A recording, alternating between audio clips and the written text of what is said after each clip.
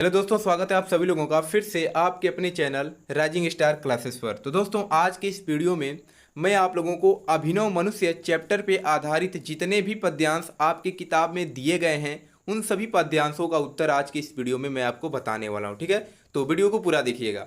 सबसे पहला पद्यांश है कि यह लघु ग्रह भूमिमंडल व्योम यह संकीर्ण, चाहिए नर को नया कुछ और जग विस्तीर्ण, यह मनुज ब्रह्मांड का सबसे सुरम्य प्रकाश, कुछ छिपा सकते न जिससे भूमि या आकाश, यह मनुज जिसकी शिखा उद्धाम, कर रही जिसको चराचर भक्ति युक्त प्रणाम, यह मनुज जो सृष्टि का श्रृंगार, ज्ञान का विज्ञान का आलोक का आगार। तो ये पद्यांश दिया गया है और इस पर 5 प्रश्न पूछा गया है। ठीक है, पहला प्रश्न है कि उपर्युक्त पद्यांश का संदर्भ लिखिए। तो संदर्भ आपको कैसे लिखना है, तो आपको सबसे पहले हेडिंग डालना है संदर्भ। संदर्भ में लिखना है कि प्रस्तुत पद्यांश हमारी हिंदी पाठ्य पुस्तक में संकलित रामधारी सिंह दिनकर द्वारा रचित काव्य खंड कुरुक्षेत्र के अभिनव मनुष्य शीर्षक से लिया गया है। ठीक है, तो ऐसे ही आपको क्या करना है, संदर्भ लिखना है। दूसरा क्वेश्चन है कि आज मनुष्य संपूर्ण सृष्टि की शोभा क्यों है। तो क्या लिखेंगे इसमें कि आज मनुष्य संपूर्ण सृष्टि की शोभा इसलिए है क्योंकि आकाश से लेकर पाताल तक कोई रहस्य शेष नहीं है जो इससे छिपा हो, जो इसने जान न लिया हो। यह ज्ञान का अनुपम भंडार है, चर और अचर सभी इसको भक्ति पूर्वक प्रणाम करते हैं। ज्ञान और विज्ञान का यह अद्भुत भंडार है। ठीक है, तीसरा क्वेश्चन पूछा गया है कि कवि के अनुसार मानवता क्या है। तो कवि के अनुसार मानवता क्या है, तो क्या लिखेंगे इसमें कि कवि के अनुसार मानवता का अर्थ यह है कि किसी व्यक्ति के बुद्धि पर उसके हृदय का अधिकार हो, अर्थात वह बुद्धि के स्थान पर अपने हृदय का प्रयोग अधिक करे, वह असंख्य मानवों के प्रति अपना सच्चा प्रेम रखे। ठीक है, तो ये आपको लिख देना है तीसरे प्रश्न का उत्तर। चौथा क्वेश्चन पूछा गया है कि इस पद्यांश में कवि ने किस भाव को स्पष्ट किया है।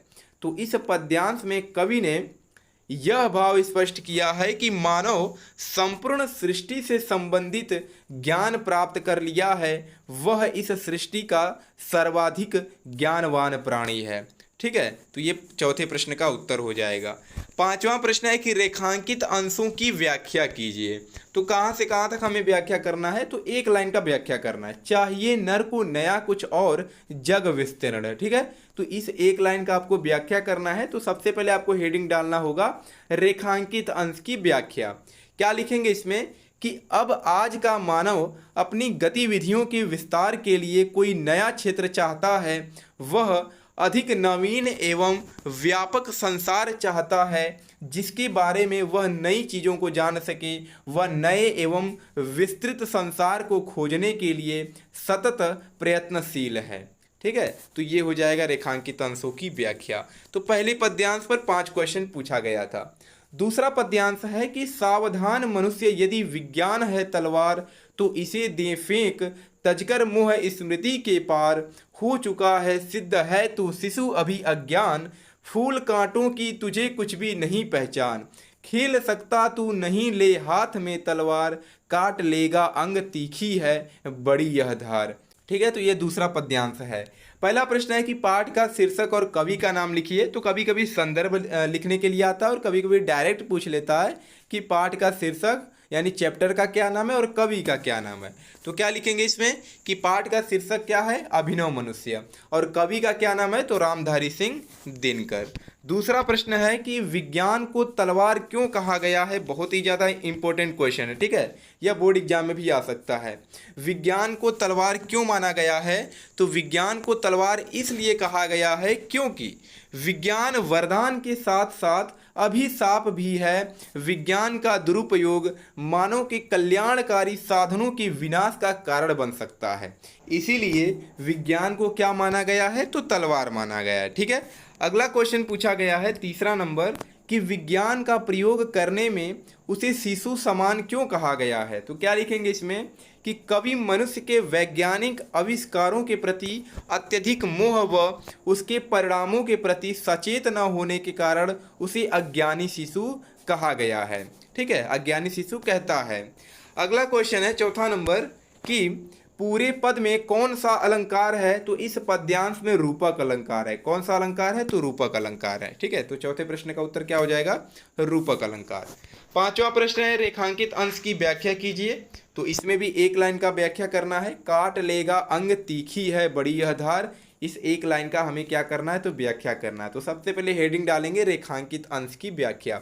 अभी विज्ञान रूपी तलवार से खेलने में वह सक्षम नहीं है, वह इसकी तीक्ष्ण धार से अपने ही अंगों को घायल कर सकता है। उसे अभी इससे सावधान रहने की आवश्यकता है, क्योंकि मानव की तनिक सी असावधानी भी स्वयं उसके लिए ही विनाश का कारण बन सकती है। तो ये हो जाएगा रेखांकित अंश की व्याख्या। फिर दूसरा क्वेश्चन है, ठीक है, यानी 6 नंबर क्वेश्चन पूछा गया है कि कवि मनुष्य को सावधान क्यों कर रहा है? तो क्या लिखेंगे इसमें कि कवि मनुष्य को सावधान इसलिए कर रहा है क्योंकि विज्ञान का दुरुपयोग मानव के कल्याणकारी साधनों के विनाश का कारण बन सकता है और मानव की तनिक सी असावधानी भी स्वयं उसके लिए ही विनाश का कारण बन सकती है। इसलिए कवि मानव को सावधान कर रहा है।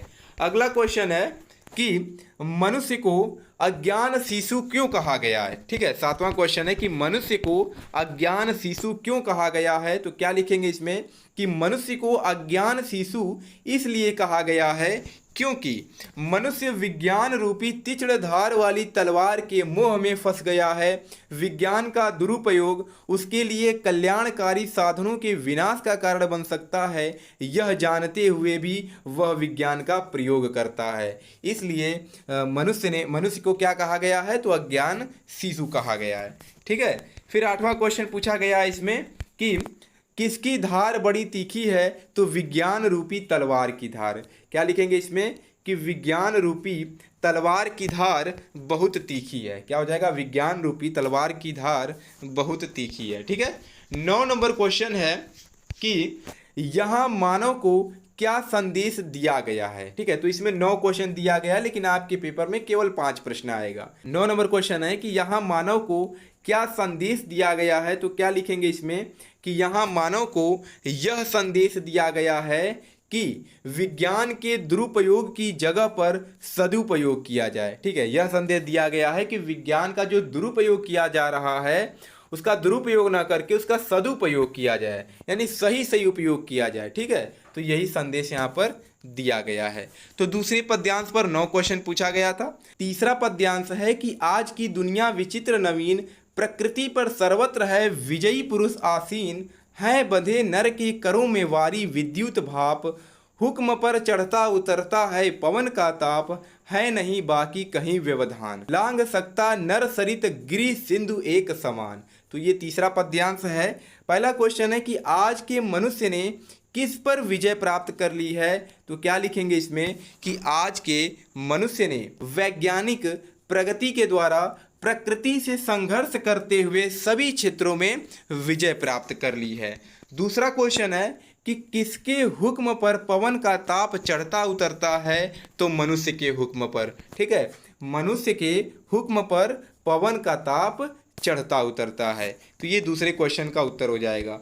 तीसरा प्रश्न है कि कहीं भी व्यवधान नहीं बाकी है का क्या अर्थ है? तो इसका क्या अर्थ है? तो क्या लिखेंगे इसमें कि कहीं भी व्यवधान नहीं बाकी है का अर्थ यह है कि आज के युग में कहीं भी रुकावट नहीं है। आज का मनुष्य भौतिक दृष्टि से अत्यधिक प्रगति कर चुका है। ठीक है, इसलिए कहीं भी व्यवधान नहीं बाकी है। अगला क्वेश्चन है यानी कि चौथा नंबर, रेखांकित पंक्ति का भावार्थ लिखिए, अर्थात रेखांकित अंश की व्याख्या कीजिए। तो 2 लाइन का हमें व्याख्या करना है। आज की दुनिया विचित्र नवीन, प्रकृति पर सर्वत्र है विजयी पुरुष आसीन। इस 2 लाइन का व्याख्या करना है। तो क्या लिखेंगे इसमें कि कवि दिनकर जी कहते हैं कि आज की दुनिया नई तो है किंतु बड़ी विचित्र है। आज मनुष्य ने वैज्ञानिक प्रगति के द्वारा प्रकृति से संघर्ष करते हुए सभी क्षेत्रों में विजय प्राप्त कर ली है। तो ये हो जाएगा रेखांकित अंश की व्याख्या। 5वां क्वेश्चन है जो कि लास्ट क्वेश्चन है इस पद्यांश का कि कविता का शीर्षक और कवि का नाम बताइए। तो वही लिखना है। कविता का शीर्षक क्या है यानी चैप्टर का क्या नाम है? तो अभिनव मनुष्य। और कवि का क्या नाम है? तो रामधारी सिंह दिनकर। तो अभिनव मनुष्य चैप्टर पे आधारित आपकी किताब में केवल 3 पद्यांश दिया गया है और ये पद्यांश ऐसे ही नहीं दे दिया गया है, ठीक है। सभी के सभी पद्यांश जो हैं बहुत ही ज़्यादा महत्वपूर्ण हैं और ये प्रीवियस ईयर में पूछा जा चुका है। तो आपको क्या करना है, सबसे पहले अपने किताब के हर एक पद्यांश को अच्छे से पढ़ना है, उस पर दिए गए प्रश्नों को अच्छे से देखना है कि कैसे हमें प्रश्न का उत्तर देना है, ठीक है। क्योंकि आपको भी पता है पद्यांश से 10 नंबर का क्वेश्चन पूछा जाता है, 5 प्रश्न रहता है, एक क्वेश्चन 2 अंक का होता है, तो 10 नंबर आप बहुत ही आसानी से ला सकते हैं। तो चलिए मिलते हैं नेक्स्ट वीडियो में एक नए टॉपिक के साथ, तब तक के लिए धन्यवाद।